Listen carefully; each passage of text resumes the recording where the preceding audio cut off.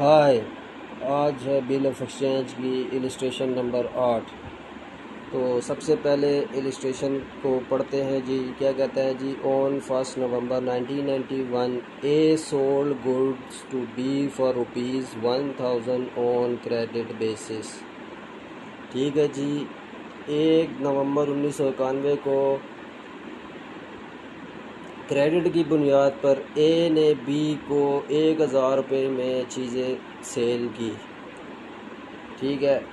उसके बाद A then drew and B accepted a bill at 2 months।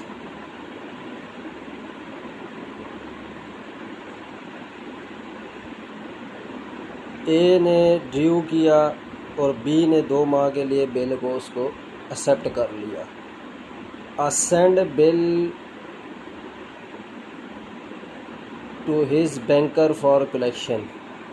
अच्छा जी। फिर बिल को उसने बैंक फॉर कलेक्शन के लिए भेजा।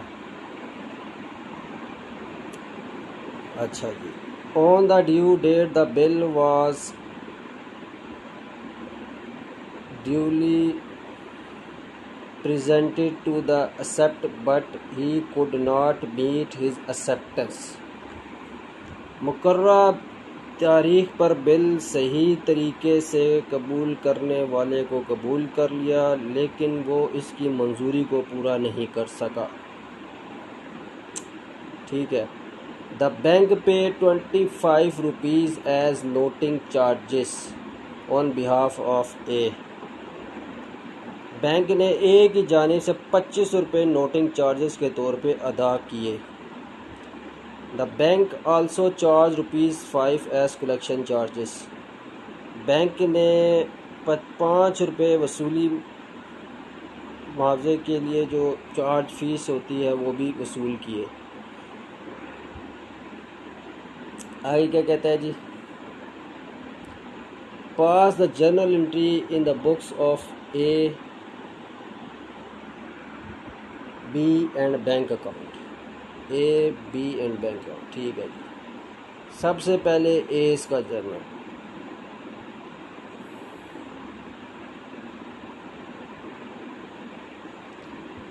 ये आपका आ गया जी ए का जर्नल। क्वेश्चन के मुताबिक ऑन 1 January 1991 बीज ए के इसमें तो ड्यूस ने किया था। ठीक है जी। गुड सोल्ड उनका बीज account debit, sale account credit 1000 and 1000। Question के मुताबिक यही एंट्री बनती है। 1 January 1991 B's account debit, sale account credit, good sold on credit 1000 1000। Then A then drew and B accepted a bill for at 2 months। ठीक है जी। अब उसने acceptance receive की है 2 महीने की, तो एक्सेप्टेंस की एंट्री हो जाएगी 1/11/1991। Bill receivable account, bank account, acceptance receive at 2 months 1000 1000। Then bill send किया है किसके लिए? Bill send for collection. Send for bill bank for his collection. उसके लिए bank for collection account bill receive 1000 1000 जो बैंक की बिल की amount. फिर उसने क्या किया जी?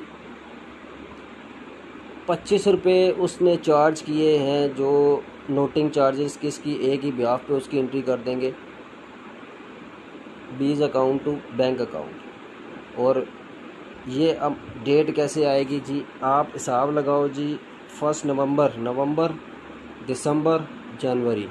तो जनवरी की 4/1/1992 नेक्स्ट ईयर। ठीक है। तो B's account to bank account 25,000। Then उसने the bank has charge ₹5 as collection charges. फिर कलेक्शन चार्जेस कर देंगे 4/1992 का bank charges to account to collection bank account 5 और नीचे आप मेंशन बैंक चार्जेस पेड। ये आपका एस जर्नल हो गया है। फिर वो कहता है 20 जर्नल। बी के जर्नल में आपने क्या एंट्री पास करेंगे? ऑन नवंबर 1991 यार उसने सेल की थी ए ने, तो बी ने परचेज़ की है, तो purchase account debit, A's account credit, 1000 bill की अमाउंट 1000 और गुड परचेज ऑन क्रेडिट। फिर उसने एक्सेप्टेंस गिवन की थी 2 महीने के लिए, क्वेश्चन में बता रखा है, ये देखें आप, A due and B accept at 2 months 1/11/1991, A's account to bill payable account 1000 acceptance given at 2 months। फिर bill is not honor on the due date, the bill was duly present to the acceptor but he could not meet his acceptance। तो इस सूरत में आप उसकी entry क्या करेंगे कि उसने एक्सेप्ट नहीं हो सका, ऑनर नहीं हो सका। Bill payable account debit, A's account 1000 ये आपका 4/1/1992 मैंने आपको बता दिया है। कितने महीने का बिल था? 2 महीने का, ठीक है। जनवरी नवंबर के नवंबर दिसंबर और जनवरी, तो उस हिसाब से आपका 4/1/1992 बनता है। फिर उसने क्या किया जी, बैंक चार्जेस जो बैंक ने चार्ज किए थे 25 as noting charges on behalf of A, उसकी एंट्री कर दी उसने। Noting charges account to A's account 25 noting charges paid and claim by A, ये 20 के अकाउंट में एंट्री हो गई। यानी कि एज का जर्नल हो गया, 20 का जर्नल हो गया। बैंक का बनाएंगे, बैंक में सिर्फ आपकी 2 एंट्रियाँ आनी है। जो बैंक के 25,000 एज नोटिंग चार्जेस दिया था बिहाफ की ए की, और एक बैंक चार्जेस जो 5 कलेक्शन चार्जेस और 5 रुपये थे वो, ये 2 एंट्रियाँ बैंक में आएंगी। अब हम बैंक का जर्नल बना लेते हैं। ये आ गया जी आपका बैंक का जर्नल, ठीक है। A's account to cash account 41992, जो एंट्रियाँ मैंने आपको बताई थी, ये देखें 25 rupees noting charges paid on behalf of his account. Entry ये होनी है A's account to cash account, क्योंकि ए की बिहाफ पर हुआ था ये। और A's account to cash collection for charges 5 rupees और charges deducted from A's account, date 4/1/1992। ये आपकी इलस्ट्रेशन नंबर 8 हो गई है। जितनी आप प्रैक्टिस करते जाएंगे आपको ये मज़ीद एंट्रियाँ क्लियर भी होती जाएंगी और आपको ये आसानी हो जाएगी। ये प्रैक्टिस करने से होगी मज़ीद क्लियर और भी। अब आ जाता है जी आपकी illustration number 16।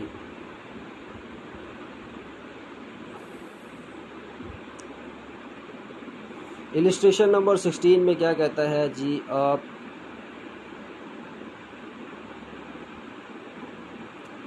on 1st January 1991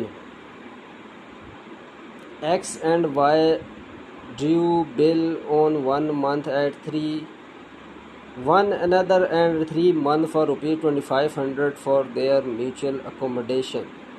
They discount each other bill at 12% per annum। 1 जनवरी 1991 को एक्स और वाई ने अपनी मुश्तरका के लिए 2500 रुपये के एक दूसरे के 3 माह के बिल निकाले और वो अपने मुतलका बैंकों में एक दूसरे के बिल पर 12% छूट देते हैं। फिर कहता है जी at maturity 1 party honour is on acceptance. फिर मैच्योरिटी पर हर पार्टी अपनी कबूलियत करती है। Pass the journal entry in the books of both parties. अच्छा जी, जर्नल एंट्रियाँ पास कर दें एक्स और वाई के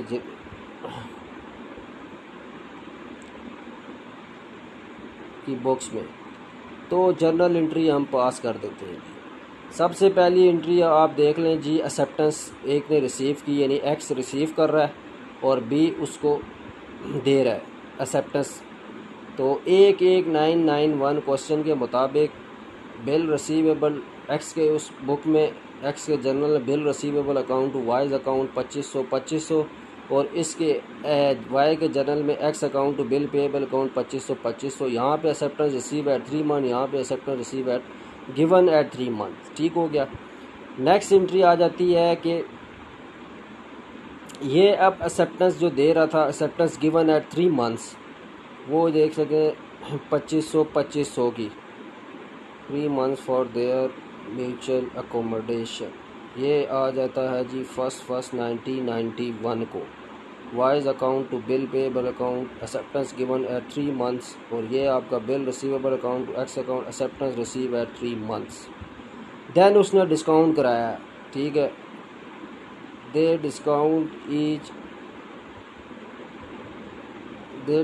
each other bill at 12% per annum at their respective bank. फिर उसने डिस्काउंट की एंट्री आ जाएगी, bank account debit, discount account debit, bill receivable account credit. यही bank account, discount, bill receivable. Bill आपका 2500 था, कितने महीने का था? 3 महीने का, 12% डिस्काउंट है। Bill narration the bill discount 12% पर amount receive from the bank. अब ये डिस्काउंट की अमाउंट मैं आपको कैलकुलेट करके बताता हूँ कैसे बनती है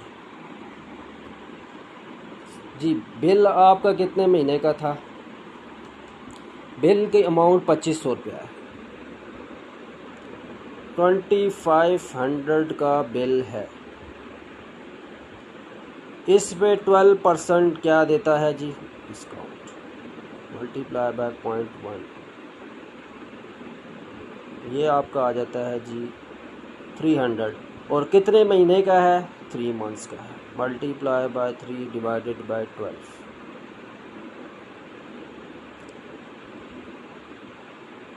ओहो,